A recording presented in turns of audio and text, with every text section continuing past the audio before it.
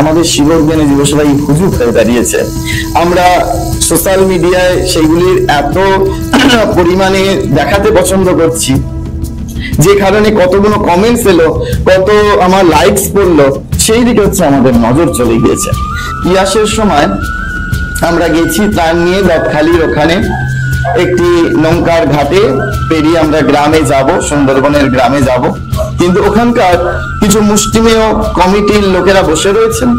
তারা বলছেন, প্রকাশ্যে বলছেন যে আমাদের কাছে জিনিসপত্রগুলো দিয়ে দিন, আমরা দিয়ে দেবো। তো আমরা বললাম যে না, সেটা তো সম্ভব না, আমরা নিজে হাতে, আমরা তো এটা শুধু সেবা করতে না, আমরা এটা পূজা করতে চলেছি, তো আমরা পূজা করবো না, আমরা নিজেরা হাতে সেটি পূজার দ্রব্য তাদের হাতে তুলে দেবো। তো সেই অবস্থায় তারা আমাদের কি করলো না, নৌকা ভেড়াতে দিল না, গ্রাম থেকে আমাদের নৌকা আনতে হলো।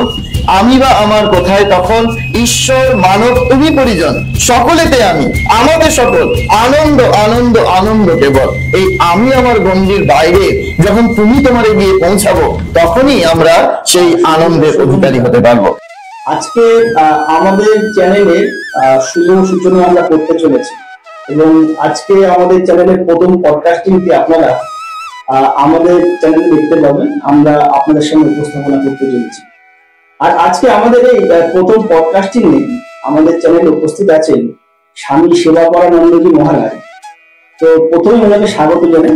নমস্কার।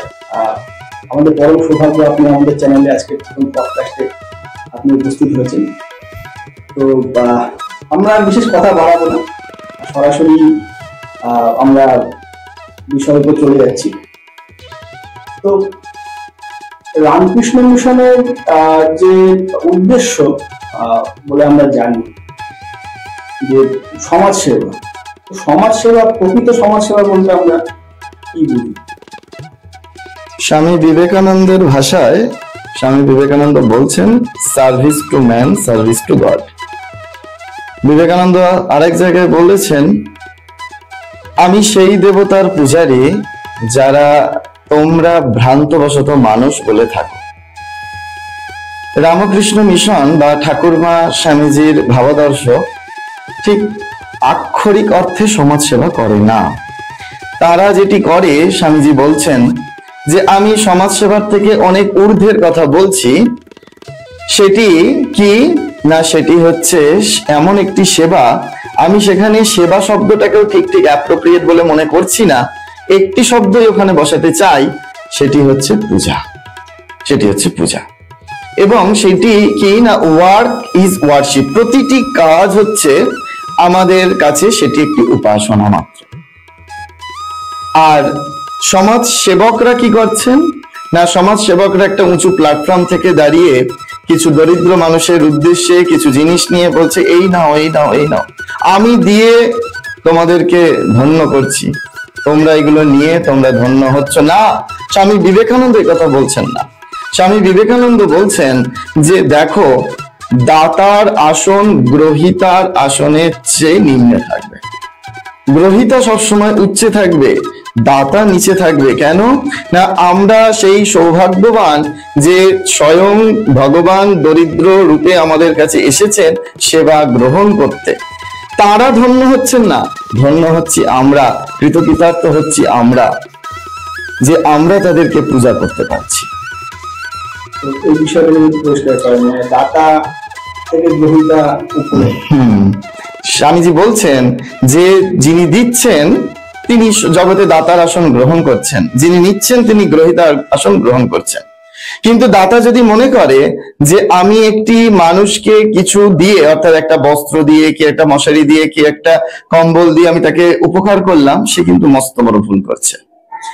যিনি নিচ্ছেন তিনি হচ্ছেন আমাদের স্বয়ং ভগবান। সেই ভগবান তিনি আমার কাছে এসেছেন ওই রূপে, আমি তার সেবা করতে তৎপর হচ্ছি। সেই জন্য আমরা যেমন জাগতিক অর্থে পূজা করি, সেই পূজার সময় কি হয়, পূজক তিনি দেবীর নিচে থাকেন, আর যিনি পূজ্য অর্থাৎ যে দেবতা দেবী যার পূজা করছি তিনি দেবীর উপরে আসীন থাকেন। আমাদের দৃষ্টিভঙ্গিটা ঠিক সেটি, ঠাকুরমা স্বামীজির দৃষ্টিভঙ্গিটা সেটি। এবং স্বামীজি ওইটি বারবার করে আমাদেরকে বলতে চাইছেন যে যারা আসছেন তাদেরকে যদি আমরা মানুষ বলে ভেবে থাকি, তাহলে সমাজসেবা হবে।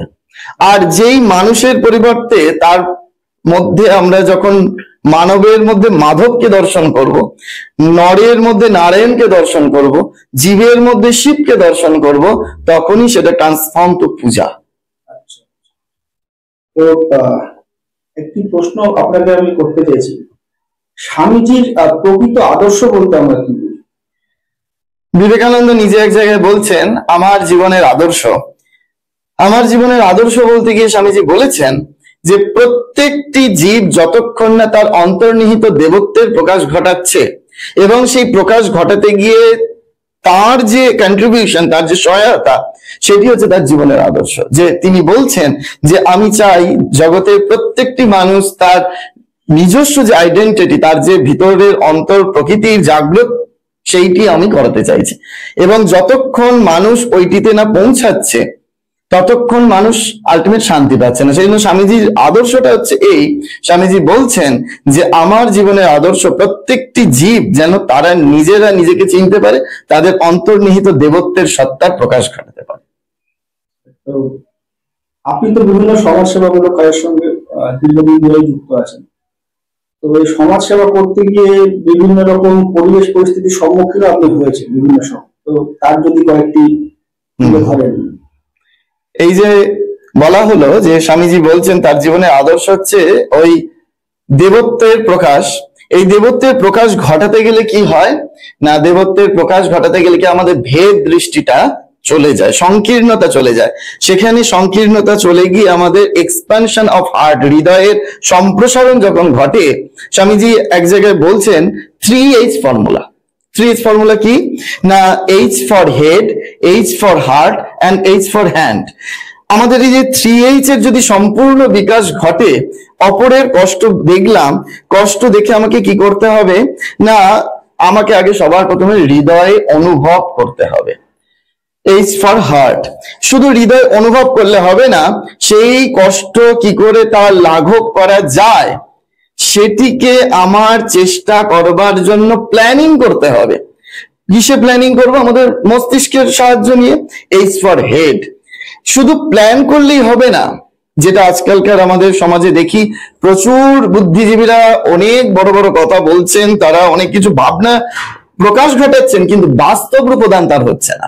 সেই জন্য স্বামীজি বলছেন এরপরে কি না, থার্ড H হচ্ছে H ফর হ্যান্ড।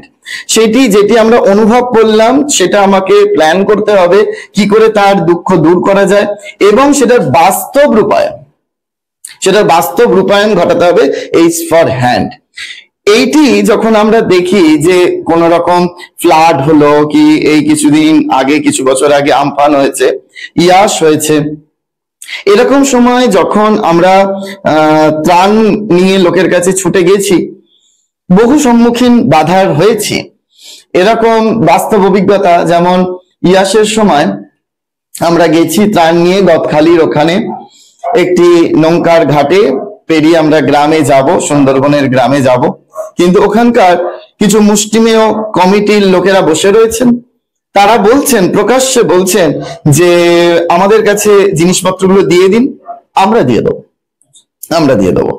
তো আমরা বললাম যে না, সেটা তো সম্ভব না, আমরা নিজে হাতে, আমরা তো এটা শুধু সেবা করতে না, আমরা এটা পূজা করতে চলেছি, তো আমরা পূজা করবো না, আমরা নিজেরা হাতে সেটির পূজার দ্রব্য তাদের হাতে তুলে দেবো। তো সেই অবস্থায় তারা আমাদের কি করলো না, নৌকা ভেড়াতে দিল না, গ্রাম থেকে আমাদের নৌকা আনতে হলো, এবং অনেকটা দূরে সেই নোঙর ফেলে আমাদের জল মারিয়ে মাথায় করে রিলিফের জিনিস নিয়ে ভলেন্টিয়ার ছেলেদের নিয়ে আমাদেরকে যেতে হলো। যখন আমরা সেই গদখালির ঘাট থেকে কিছু দূর গিয়ে যাচ্ছি, এগিয়ে যে গাড়ির বন্যা, এত চারদিকের সেবা ত্রাণ নিয়ে ছুটে এসেছে মানুষ, বিভিন্ন ক্লাব, আমরা দেখেছি কোভিড সিচুয়েশনের পরে আমাদের হৃদয়ের বিকাশটা অনেকটা হয়েছে, আমাদের হৃদয় উন্মুক্ত অনেক বেশি পরিমাণে হয়েছে, মানুষ মানুষের জন্য ভাবতে শিখেছে, কিন্তু তারা প্রপার গাইডেন্সটা পাচ্ছে না। যে কারণে কি হচ্ছে, ওই তারা স্থানীয় মানুষের কথাতে কিছু জায়গায় গিয়ে ত্রাণটা দিয়ে চলে এসছে। আমরা যখন যাচ্ছি এগিয়ে, সেখানে আর একটা নৌকা নেই, একটা ত্রাণের কোনো দ্রব্য দেখা যাচ্ছে না। যখন আমরা ফিরে এলাম, দুর্ভাগ্যের বিষয় সেটি যে যখন আমরা ফিরে এলাম তখন একজন আমাকে জিজ্ঞেস করছে, মহারাজ আপনারা কোথায় গিয়ে রিলিফ দিলেন? তখন আমি পাল্টা প্রশ্ন করলাম, আপনারা কোথায় গিয়ে রিলিফ দিলেন? তখন ওনাদের স্বীকারোক্তি বলছেন, আমরা মুড়ি চিড়ে এনেছিলাম মানুষের দুর্ভিক্ষে, মানুষের কষ্টে মানুষের হাতে তুলে দেওয়ার জন্য, কিন্তু আমাদের দুর্ভাগ্য যে আমরা সেগুলিকে গরুকে খাইয়ে দিয়ে এলাম। এইরকম একটা পরিস্থিতি। কারণ তারা বুঝতে পারছে না যে কোথায় গেলে প্রপার সেই সেবা কাজটা হবে। আর শিবজ্ঞানে জীব সেবা এটা একটা হুজুগ হয়ে দাঁড়িয়েছে এখন। কিরকম, আমি এটা মজা করে বলি যে একটা ক্লাসরুমে 50 জন স্টুডেন্ট আছে। তা স্কুলের মাস্টার মশাই তিনি বলেছেন যে তোমরা শিবজ্ঞানে জীবসেবা বাস্তব রূপায়ণ করে আসতে হবে, এবং সেটা যদি আমাকে বলো বাস্তব রূপায়ণ করে এসে তারপর আমি মার্কস দেবো, তোমাদের পরীক্ষায় সেটা অ্যাড হবে। 1 সপ্তাহ সময়। বেশ, 1 সপ্তাহ বাদে আবার ক্লাসরুমে মাস্টার মশাই এবং সমস্ত 50 জন স্টুডেন্ট একত্রিত হয়েছে। ফার্স্ট বেঞ্চের ছেলেটিকে মাস্টারমশাই তুলেছেন, এই বল যে কি 1 সপ্তাহ ধরে তুই শিবজ্ঞানে জীবসেবার বাস্তব রূপায়ণ ঘটিয়েছিস। সেই ফার্স্ট বেঞ্চের ফার্স্ট ছেলেটি বলছে যে মাস্টারমশাই, আমি রাস্তায় একজন অন্ধ ব্যক্তিকে দেখেছিলাম, আমি তাকে রাস্তা পার করে দিয়েছি। ফার্স্ট বেঞ্চের একই উত্তর, second bench, third bench, fourth bench, fifth bench একই উত্তর। যখন একেবারে 50তম ছাত্রটির কাছে যাওয়া হয়েছে, ছাত্রটির নাম ভোলা, সে স্বভাবতই ভোলা, সরল সাদাসিধে ছেলে। তাকে যখন জিজ্ঞেস করা হলো, ভোলা তুই কি বাস্তব রূপায়ণ ঘটিয়েছিস শিবজ্ঞানে জীবসেবার, বল। ও বলছে, মাস্টারমশাই আমি ওই একটি অন্ধ ব্যক্তিকে দেখেছিলাম, রাস্তার এক পার থেকে আরেক পারে আমি তাদেরকে পার করে দিয়েছি। তখন মাস্টারমশাই রেগে গেছে, বলছেন তোরা কি আমাকে বোকা ঠাউরেছিস? তোরা আমাকে বল যে 1 সপ্তাহের মধ্যে কোথায় তোরা 50 জন অন্ধ ব্যক্তিকে পেলি? ভোলা সহজ সরল, সে ভয়ে বলছে যে না মাস্টারমশাই, আমরা 50 জন অন্ধকে পাইনি, আমরা একজন অন্ধ ব্যক্তিকে পেয়েছিলাম, আর আপনি বলেছিলেন মার্কস দেবেন, সেই জন্য আমরা কি করেছি, সেই অন্ধ ব্যক্তিকে একবার রাস্তার এধার থেকে এধারে হিড়ির করে টানতে টানতে নিয়ে গেছি, 50 বার রাস্তার এপার আর ওপার করিয়েছি, শুধু আপনি মার্কসটা পাওয়ার জন্য। আমাদের শিবজ্ঞানে জীবসেবা এই হুজুগ হয়ে দাঁড়িয়েছে। আমরা সোশ্যাল মিডিয়ায় সেগুলির এত পরিমাণে দেখাতে পছন্দ করছি, যে কারণে কতগুলো কমেন্টস এলো, কত আমার লাইকস পড়লো, সেই দিকে হচ্ছে আমাদের নজর চলে গিয়েছে। কিন্তু স্বামী বিবেকানন্দ বলছেন এই জায়গায় পার্থক্য। স্বামী বিবেকানন্দ বলছেন আমি সমাজ সেবার থেকে অনেক উচ্চের কথা বলছি, সেটি হচ্ছে ওই শিবজ্ঞানে জীব সেবা। শিবজ্ঞানে জীব সেবা কি করে না, মানুষের মধ্যে পূজার ভাবটি ঢুকিয়ে দেয়। তারা ওই কেবলমাত্র মানুষের ওই সামান্য দুঃখের লাঘব করে না, তাদের মানুষের দুঃখ দেখলেই চোখের পাতা ভিজে যায়। এই অবস্থাটা আমাদের তৈরি হচ্ছে না। যতক্ষণ এই অবস্থাটা আমাদের তৈরি হচ্ছে না, ততক্ষণ পর্যন্ত একটা হুজুগ মাত্র হয়ে থাকছে। স্বামী বিবেকানন্দ রামেশ্বর শিব মন্দিরে দাঁড়িয়ে যখন তিনি প্রত্যাবর্তন করলেন পাশ্চাত্য থেকে, তিনি বলছেন যে শিবের যারা উপাসক, শিবের পূজা করছে তারা, কিন্তু শিব অধিকতর সন্তুষ্ট হন যারা শিবের দরিদ্র সন্তানের উপাসনা করিয়া থাকে। পরিষ্কার হচ্ছে যে শিবের যারা দরিদ্র সন্তানের উপাসনা করিয়া থাকে, শিব অধিকতর তাদের প্রতি প্রসন্ন হচ্ছে। একদম একদম ওই service to man, service to god. আগে, সবার আগে, কারণ স্বামীজি খুব ভালো করে আমাদের এই ভারতবর্ষটাকে দেখেছিলেন। ভারতবর্ষটাকে যেহেতু দেখেছেন, সেই জন্য তিনি জানেন যে ভারতবর্ষের অলিতে গলিতে মজ্জায় মজ্জায় কষ্টটা কোথায় লুকিয়ে রয়েছে। স্বামীজি এরকম দেখেছেন যে তারা মানুষের দুঃখে কাতর না হয়ে ছাড় পোকাকে খাওয়াচ্ছে, পিঁপড়েকে খাওয়াচ্ছে, কিন্তু তারা বুঝতে পারছে না যে মানুষের দুঃখে যতক্ষণ না আমরা পীড়িত হচ্ছি, ততক্ষণ পর্যন্ত আমাদের হৃদয়ের সত্তার বিকাশ ঘটছে না। আর হৃদয়ের সত্তার যতক্ষণ না বিকাশ ঘটছে, আমার মধ্যের যে দেবত্ব, সেই দেবত্বের প্রকাশ ঘটছে না। আমি একটা কুপমুন্ডক হয়ে রয়েছি। আমি মনে করছি আমার এইটুকুনি গণ্ডি, আমার এর বাইরে যাওয়ার কোনো পথ নাই। এই জন্য আমাদের প্রত্যেককে মনে রাখতে হবে, যে কোনো অর্গানাইজেশন, যে কোনো ক্লাব, যে কোনো প্রাতিষ্ঠানিক আশ্রম, তাদের প্রত্যেককে এটি মনে রাখা প্রয়োজন যে আমাদের এই প্র্যাকটিক্যাল ফিল্ডে যখন আমরা কাজ করতে নামবো, তখন ওই স্বামীজির কথা অক্ষরে অক্ষরে আমাদের আদেশ করতে হবে, পালন করতে হবে। স্বামীজির আদেশ আমাদের পালন করতে হবে, এটি আমাদের সবার প্রথম মনে রাখা দরকার। বলছি যে বিভিন্ন অনুকূল এবং প্রতিকূল পরিস্থিতির মধ্যে দিয়ে আপনারা দান সামগ্রী নিয়ে পৌঁছুন, সেরকম যদি আপনার জীবনের কোনো একটি ঘটনা আপনি তুলে ধরেন। স্বামী আত্মস্থানন্দজি মহারাজ রামকৃষ্ণ মঠ ও রামকৃষ্ণ মিশনের ৫৫ অধ্যক্ষ মহারাজ, তিনি একটি কথা বলতেন যে নরনারায়ণের সেবা করতে গিয়ে যদি আমাদের শরীর যায় সে তো ভালো, মরণ তো নয়, আজ কাল হবেই। স্বাভাবিকভাবে আমাদের মরণ আমাদের হবেই, আমরা জানি, জন্মিলে মরিতে হবে, অমরকে কথা কবে, এ আমরা জানি। কিন্তু সেই মৃত্যুটা যদি নরনারায়ণের সেবা করতে গিয়ে হয়, এরকম একটি ঘটনার কথা মনে পড়ছে। ইয়াসের সময়তেই আমরা গেছিলাম তখন গঙ্গাসাগরে। গঙ্গাসাগরে রিলিফ দিয়ে যখন আমরা ফিরছি, আমার সঙ্গে 7-8 জন ইয়ং টিম একেবারে তারা আছে। তো তখন সেই ইয়ং টিম নিয়ে যখন গঙ্গা ফিরছে, তখন এই 8 নম্বর গেট দিয়ে যাতায়াত করা যাচ্ছিল না, তখন ওই নামখানা দিয়ে আমাদের বড় নৌকা ভাড়া করতে হয়েছে। জলের তরঙ্গ মারাত্মক পরিমাণে। যখন ফিরছি ওদের ওই মাঝ সমুদ্রে, মাঝ দরিয়াতে ঘন কালো মেঘ করে ঝড় উঠল। 2 জন মাঝি বহু চেষ্টা করলো যে নৌকাটিকে সামাল দেওয়ার, তারপরে কিছুক্ষণ বাদে বলছে তারা নিজেরাই হাল ছেড়ে দিয়ে যে এরপরে আর আমাদের আর কিছু করার নেই। এই শরীরের যত না দুঃখ, তখন ওই বাকি যাদের নিয়ে ঘর থেকে নিয়ে বেরিয়েছে তাদেরকে কি জবাব দেয়া হবে, এইটির জন্য ভীষণ চিন্তিত হলো। তখন দেখলাম ওই প্রার্থনার তো অমোঘ শক্তি, ভগবানের কাছে আমরা প্রার্থনা করি, আমরা প্রার্থনাতে বিশ্বাসী। তো তখন ভগবানের কাছে প্রার্থনা করাতে দেখা গেল যে ওই 2 জন মাঝি ভগবানের কৃপায়, আমি এখানে আদার্স কোন ভগবান কোথা থেকে আমাদের রক্ষা করেছেন আমি বলতে পারবো না, কিন্তু আমি সেদিন 2 জন মাঝি ভগবানকে প্রত্যক্ষ দর্শন করেছিলাম। যে 2 জন মাঝি ভগবানের অক্লান্ত পরিশ্রম এবং অক্ষম দক্ষতা, যে ওই দক্ষতার বলে এই 9টা প্রাণ বেঁচে গেল, 9টা প্রাণ বেঁচে গেল। এবং যেহেতু আমরা বিলিভ করি যে ওইটি স্বামীজির কাজ ছিল, স্বামীজির কাজ করতে আমরা দায়বদ্ধ ছিলাম এবং ওইখানে আমাদের কোনো স্বার্থ লুকিয়ে ছিল না, সম্পূর্ণরূপে নিঃস্বার্থতা প্রকাশ ঘটেছিল। কারণ স্বামী বিবেকানন্দ এক জায়গায় বলছেন, আনসেলফিশনেস ইজ গড, নিঃস্বার্থ পরতাই হচ্ছে ভগবান।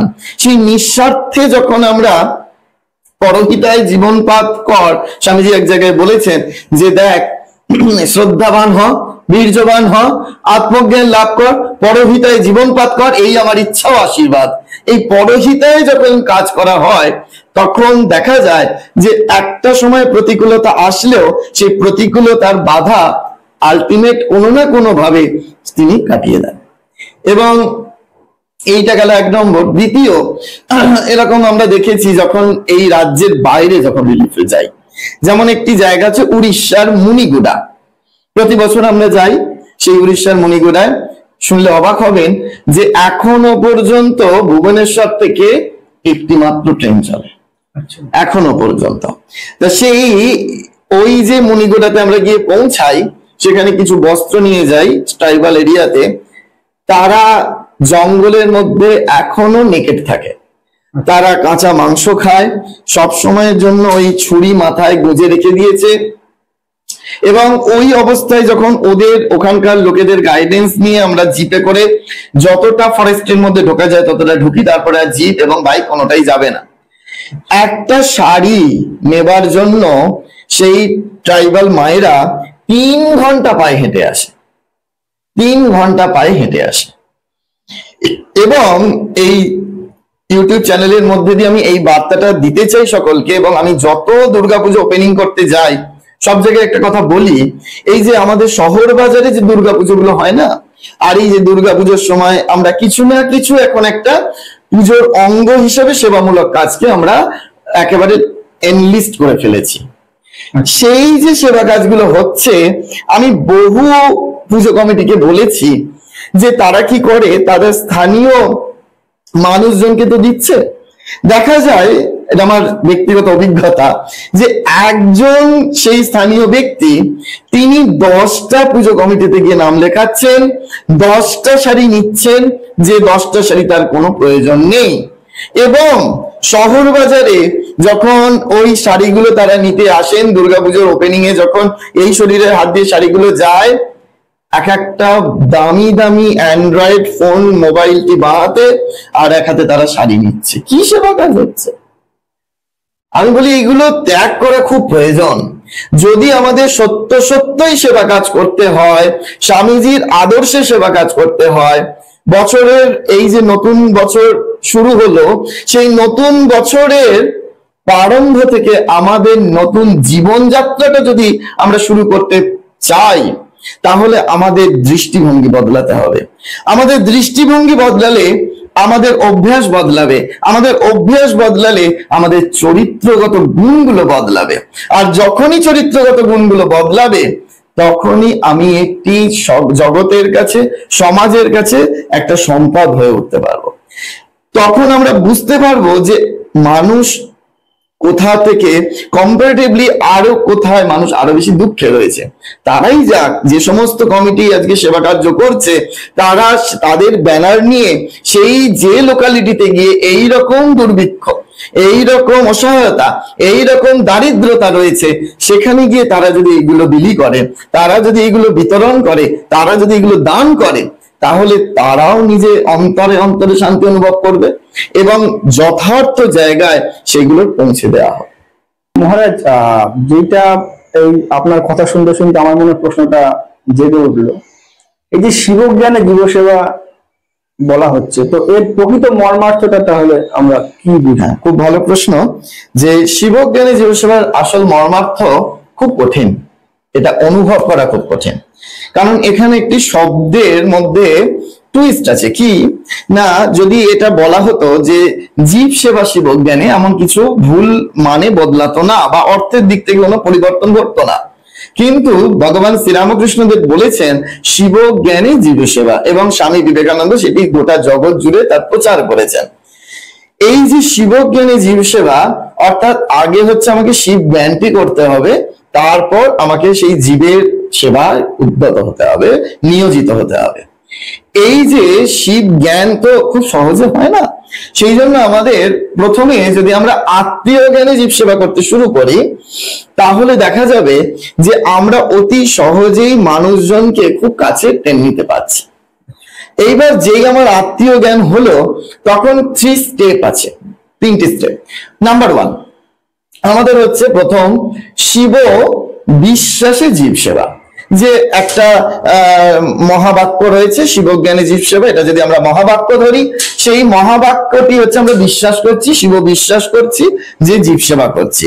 কেন জীব সেবা করছি না, পরহিতায় আমাদের নিজেদের আলটিমেট কল্যাণ। আমরা বুঝতে পারি না সেটা।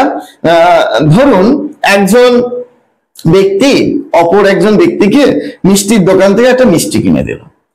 দোকানদার কি দেখলো? দোকানদার দেখলো যার হাতে পয়সা আছে তিনি সেই পয়সাটি সদ্ব্যবহার করলেন, অর্থের সদ্ব্যবহার করে একটি দরিদ্র মানুষকে মিষ্টি কিনে দিলেন। আচ্ছা, কি দেখলো না? এই দেখলো না যেটি, সেটি যদি আমরা একবার দেখবার চেষ্টা করি, তখন আমাদের এই বিশ্বাস থেকে ওটা ভাবে ট্রান্সফার হবে, তখন হবে শিব ভাবে জীব সেবা। আমি আবার একটু পিছিয়ে গিয়ে বলি যে তাহলে দেখলো না কি না, ওই যে নররূপী নারায়ণ যার হাতে ওই মিষ্টান্ন দ্রব্যটি নিবেদন করা হলো, অর্পণ করা হলো, তিনি অলক্ষ্যে তাকে একটি আশীর্বাদ প্রদান করলো। কি আশীর্বাদ প্রদান করলো না, যখন অপরের প্রাণে তৃপ্তি সাধন ঘটে, আমাদের পূজার সংজ্ঞায় শাস্ত্রে বলছে जेन तेन प्रकारेण जस्य अस्य अपि देहिन सन्तसं जने प्राज्ञ तदेव देव पूजनम। যেন তেন প্রকারে যে কোনো দেহধারীর মধ্যে যদি সন্তুষ্ট বিধান করা যায় তবেই সেটি হলো ঠিক ঠিক পূজা। আচ্ছা, তাহলে ওই পূজা করবার জন্য কেবলমাত্র যে আমরা ভাবি যে ফুল বেলপাতা ধূপ নৈবেদ্যের প্রয়োজন হয়, কিন্তু আমরা আমাদের দৃষ্টিভঙ্গি বদলে যদি এই জগতে যে সমস্ত মানুষেরা দুঃখে খাক হয়ে যাচ্ছে তাদের দুঃখ দূর করবার জন্য যদি আমরা এতটুকু উদ্যত হই, তাহলে দেখতে পাবো যে আমাদের আলটিমেট সারাদিন ধরে অনেকগুলো পূজা হয়ে যাচ্ছে। এখানে হচ্ছে আমার বেনিফিট, ওই যে আমি তার আশীর্বাদটা পাচ্ছি, ওটা যেটা মিষ্টির দোকানের ভদ্রলোক দেখতে পেলেন না। যেই আশীর্বাদ পাচ্ছি ওটা যদি আমি দেখতে পাই, তখন আমার ওটা কি হবে, বিশ্বাস থেকে ওটা ভাবে ট্রান্সফার হবে। সারদা মা বলছেন যার যেমন ভাব তার তেমন লাভ। স্বামী বিবেকানন্দ বলছেন তুমি যদি নিজেকে দুর্বল ভাবো তাহলে তুমি দুর্বল হয়ে যাবে, তুমি যদি নিজেকে সবল ভাবো তাহলে তুমি সবল হবে। If you think I can you are right you can, if you think I can not you are right you can not. আমরা যদি যা মনে করব আমরা কিন্তু তেমনটি করতে পারবো। এই শিব ভাবটি যখন একেবারে পাকা হয়ে যাবে তখন কি হবে, এইবার জ্ঞানে ট্রান্সফর্ম হবে। তখন আমি তার মধ্যে আর ওই মানব সত্তাটাকে দেখবো না, তখন আমি তার মধ্যে জীব সত্তা সরিয়ে শিব সত্তায় উপনীত করতে পারবো এবং সাক্ষাৎ আমরা তাকে শিব রূপে পূজা করতে পারবো। আমাদের রামকৃষ্ণ মিশনে কাশী সেবাশ্রমে, ওখানে তো আপনারা জানেন যে একটি হসপিটাল রয়েছে, সেখানে মন বাবা বলে একজন মহারাজ ছিলেন। তিনি যখন কোন রোগী আসতেন হসপিটালে, তিনি বলতেন আমি তাকে মনে করছি যে সচল বিশ্বনাথ আমার কাছে এসেছে। যখন আমি তার ওই ক্ষতস্থানে ডেটল ঢালছি তখন আমি মনে করছি শিবকে আমি গঙ্গা জল দিয়ে স্নান করাচ্ছি। যখন আমি তার ওই ক্ষত জায়গাটিকে ব্যান্ডেজ করছি কাপড় দিয়ে, তখন আমি মনে করছি শিবের মাথায় ওই বিল্লপত্র দেওয়া হলো, কাপড় পরানো হলো, তুলো দেওয়া হচ্ছে, বিল্লপত্র দেওয়া হচ্ছে। এই যে ভাবটা যখন গভীরতায় পরিণত হয় তখন তা জ্ঞানে ট্রান্সফর্ম করে। তখন তিনি কিন্তু সত্য সত্যই দেখছেন যে উনি কোনো পেশেন্ট নয়, তিনি একেবারে সাক্ষাৎ রোগী নারায়ণ এসেছেন, সাক্ষাৎ সচল বিশ্বনাথ এসেছেন।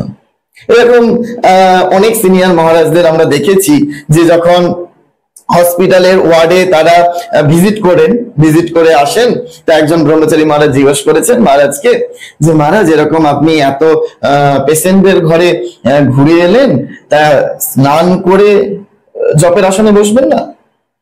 মহারাজ তোমার রেগে গেলেন, রেগে গিয়ে কি বললে না পেশেন্ট, যাও গিয়ে এক্ষুনি ক্ষমা চাও, তারা কেউ পেশেন্ট নয়। এই রামকৃষ্ণ মিশন হসপিটাল গুলিতে কাউকে পেশেন্ট মনে করা হয় না, ট্রিট করা হয় না, তারা সাক্ষাৎ রোগী নারায়ণ। তারপরে মহারাজ বলছেন আচ্ছা তুমি কি মন্দিরে যাবার সময় স্নান করো না মন্দির থেকে বেরিয়ে এসে স্নান করো? আমরা স্বভাবতই মন্দিরে যখন পুজো দিতে যাই তখন আমরা স্নান করি। দৃষ্টিভঙ্গিটা দেখুন, মানে মহারাজ ওই পেশেন্টদের ঘর দেখছেন না, ওয়ার্ড গুলো দেখছেন না, তার কাছে ওইগুলো একটা দেবালয় হয়ে গিয়েছে, সেখানে স্বয়ং রোগী নারায়ণেরা বাস করছে। যেহেতু রোগী নারায়ণেরা বাস করছে, বেরিয়ে এসে তার স্নানের প্রয়োজন হচ্ছে না। এই হচ্ছে দৃষ্টিভঙ্গির পার্থক্য। যতক্ষণ না আমরা দৃষ্টিভঙ্গির পার্থক্য করতে পারছি ততক্ষণ পর্যন্ত আমরা স্বামীজির আদর্শে কাজ করতে পারবো না। কারণ স্বামীজি তো একটি শুধুমাত্র সন্ন্যাসী সম্প্রদায়ের জন্য আসেননি, তিনি বিরাট সকলের জন্য তিনি আবির্ভূত হয়েছেন, সকলের হয়ে তিনি বলেছেন। কিন্তু যেহেতু স্বামীজির নামে একটি সন্ন্যাসী সম্প্রদায় আমরা গঠন করেছি, স্বামীজি নিজে সেটি করে গেছেন, তো সেই স্বামীজির আদর্শে সন্ন্যাসীরা যারা রয়েছে তাদের জন্য একটা সংজ্ঞা দিয়েছেন। তিনি কি সংজ্ঞা দিয়েছেন না, বলছেন বহুজন হিতায় বহুজন সুখায় সন্ন্যাসীর জন্ম।